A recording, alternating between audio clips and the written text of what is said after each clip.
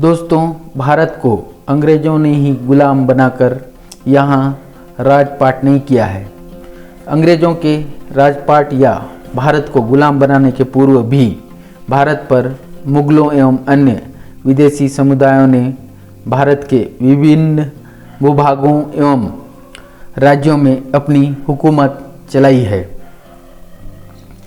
सबसे बड़ी बात यह है कि अंग्रेज़ों ने संपूर्ण अखंड भारत अर्थात दोस्तों आज का भारत, बांग्लादेश, पाकिस्तान और बर्मा इन सभी देशों पर एकाधिकार लगभग 200 वर्षों तक राज किया, मतलब भारत को गुलाम बनाकर रखा।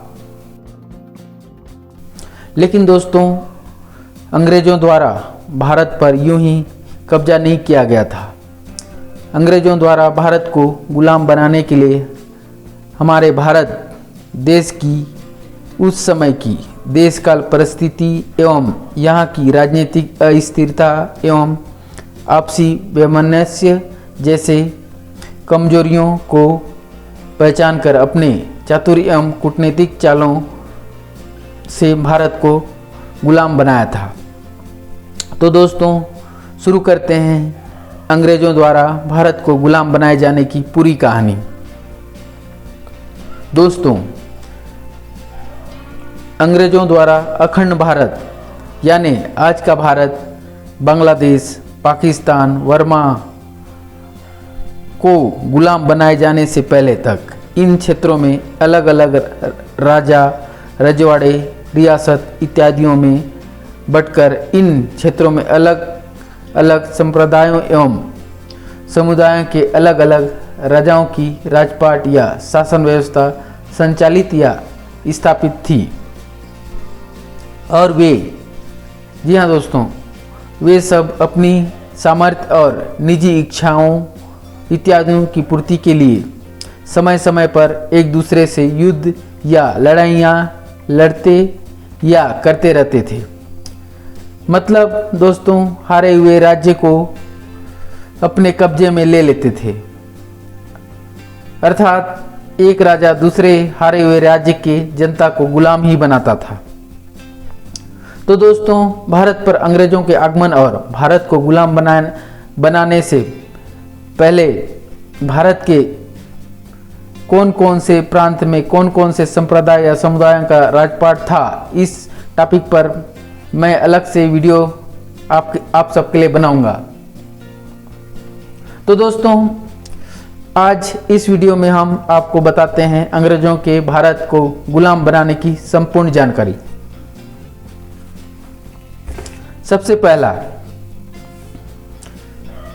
जी हाँ दोस्तों, जब सन 1600 में ईस्ट इंडिया कंपनी ब्रिटिश महारानी से कारोबार का इजाज़त मिला, तब भारत पर फ्रेंच, पुर्तगाली और डच का कब्जा भारत के व्यापार जगत में था।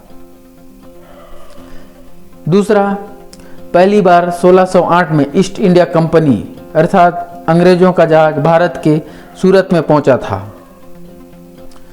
तीसरा, फिर मुगल शासक जहांगीर से अंग्रेज़ों ने रिश्तों में मजबूती की और धीरे धीरे अंग्रेज अपनी कूटनीतिक चालों से राजनीतिक मामलों में भी दखल भारत पर शुरू करते हुए अपनी ताकत भारत में अंग्रेज बढ़ाने लगे और विरोध करने वालों को अर्थात दोस्तों भारत के अन्य प्रांतों के राजा हों या कारोबारी सभी को अपनी शक्ति के और कूटनीति के बल पर कमज़ोर करने लगे थे।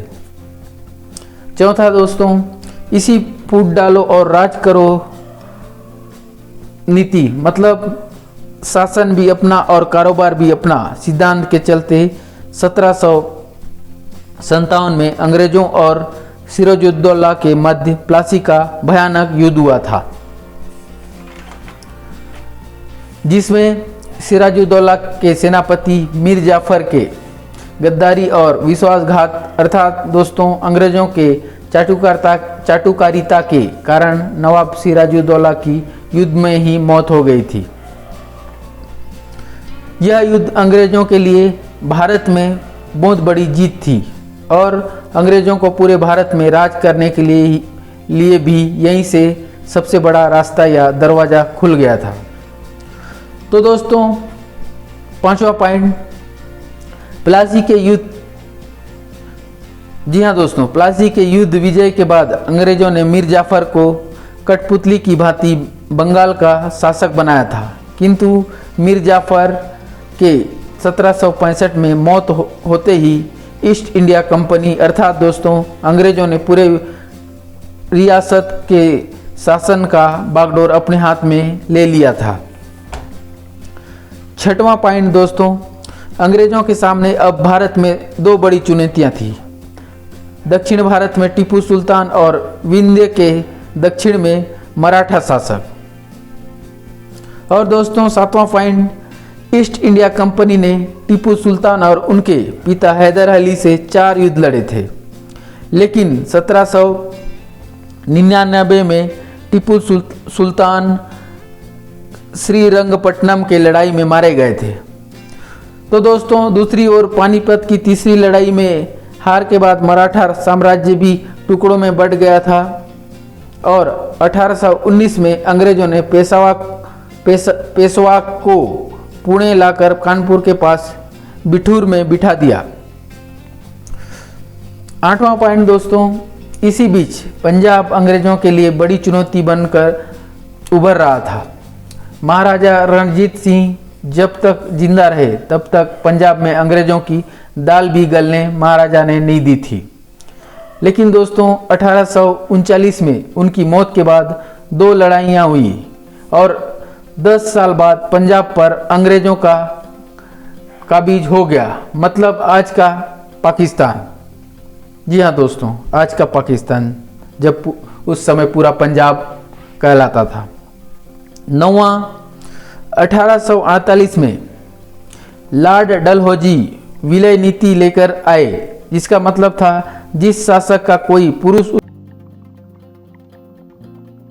उत्तराधिकारी नहीं होता था, उस सियासत या राज्य का अंग्रेज अपने ईस्ट इंडिया कंपनी के अधिकार में या कब्जा में ले लेते थे।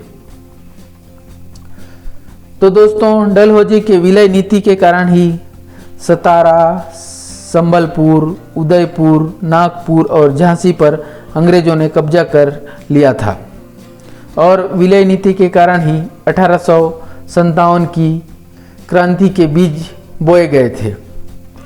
10वां, 1857 में मेरठ में सिपाही विद्रोह के कारण मंगल पांडे को अंग्रेजों द्वारा फांसी पर चढ़ाया गया था। दोस्तों, यहीं से उठी क्रांति के चिंगारी ने झांसी, अवध, दिल्ली, बिहार में भारतीय क्रांति को हवा दे दी थी।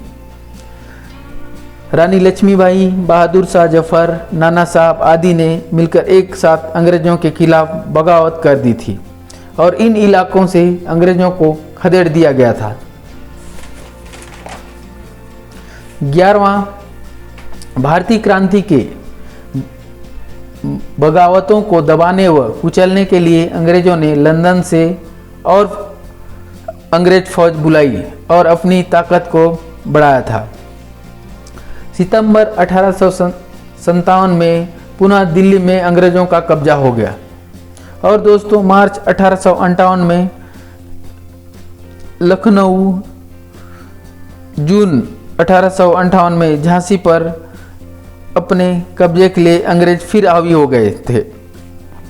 12वां, भारत में हो रहे क्रांतिकारियों के राजनीतिक उथल पुथलों को दबाने के लिए ब्रिटिश हुकूमत ने इंग्लैंड से एक कानून पारित कर 1858 को इंडिया काउंसिल बनाई और दोस्तों भारत का बागडोर भी अपने हाथों में ले लिया और अब इंग्लैंड के राजा या रानी का प्रतिनिधि यानी दोस्तों अंग्रेज गवर्नर जनरल वाइस राय भारत का प्रतिनिधि अब बन गया था। 13वां, 1858 में जब ब्रिटिश राज यानी अंग्रेजों के कब्जे में था तब आज का भारत, बांग्लादेश, पाकिस्तान और बर्मा ही था। लेकिन दोस्तों गोवा और दादर नगर हवेली पुर्तगालियों के कब्जे में था और पांडुचेरी फ्रेंच के कब्जे में था। तो दोस्तों इस प्रकार अंग्रेजों ने 1600 ईस्वी में व्यापार के नाम पर भारत में प्रवेश कर हमारे देश की कमजोरियों एवं आपसी मतभेदों का फायदा उठाकर बड़ी ही चतुराई एवं कूटनीतिक चालों से संपूर्ण अखंड भारत पर कब्जा किया और लगभग 200 वर्षों तक भारत में राजपाट किया।